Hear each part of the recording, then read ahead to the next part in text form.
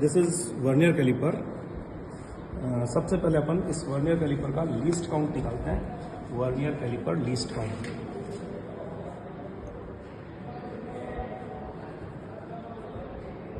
हमेशा इसको vernier callipers बोलते हैं क्योंकि ये दो हमेशा पेयर में होता है, इसलिए ये वर्नियर कैलिपर्स हैं। इसका लीस्ट काउंट अभी हमने अल्पतमांक जो भी निकाला था उसको वापस एक बार देखते हैं। इस वाले वर्नियर कैलिपर का क्या है, इसके क्या है अपना formula, minimum reading of main scale. आप ये देखो, ये मेन स्केल है। इस मेन स्केल में 150 mm पूरी कंप्लीट रीडिंग है। उसका सबसे छोटे भाग का मान जो है वो है 1 mm। मेन स्केल के सबसे छोटे भाग का मान 1 mm।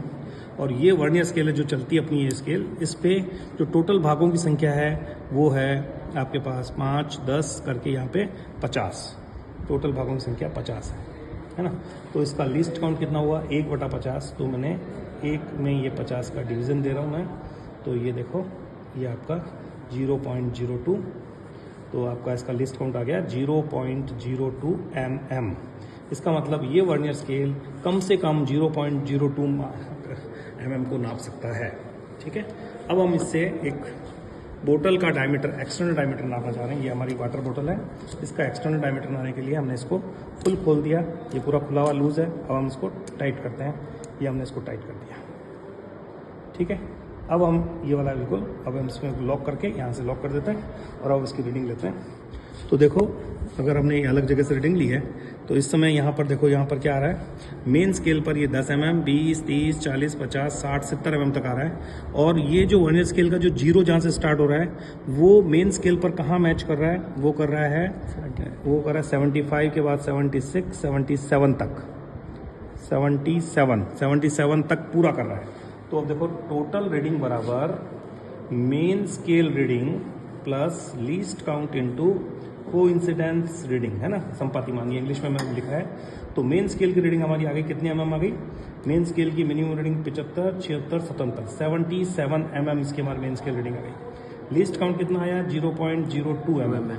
और कोइंसिडेंट रीडिंग मतलब जो संपाती मान है वो कितना है, वो हमको देखना पड़ेगा। वो आ रहा है संपाती मान जो सबसे बेस्ट से मैच कर रहा है वो है 3, 4, 5 के आसपास, 6, 4 से 3 आगे से नहीं, ऐसे नहीं, तेरे को नहीं दिखेगा, यहाँ से दिख रहा है। ये मान लो आप, जहाँ शुरू हो रहा है बहुत सारे मान दिखेंगे, पर जो सबसे ज़्यादा इससे मैच कर रहा है वो अपना गया 5, 6, 7, 8, 9 और 10। ये करीब आ रहा है 5 और 6 के बीच में। तो 25, 26, 27, 28, 30, वापस मेरे को करीब 30 और 31वां मान लग रहा है। तो मैं इसको 31वां मान लेके चलता हूँ वापस। तो ये हो गया 77 प्लस 0.62, तो ये हो गया 77.62 mm। तो टोटल रीडिंग हमारी आ गई 77.62।